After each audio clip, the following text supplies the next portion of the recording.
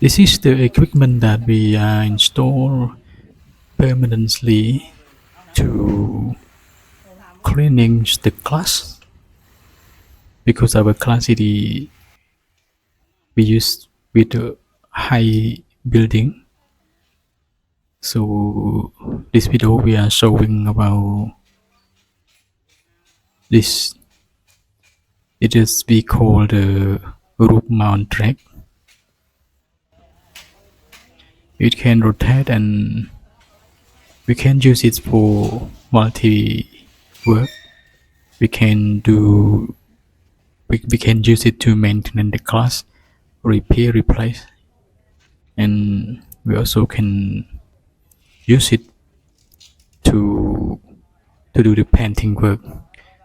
So here we would like to view for the installation.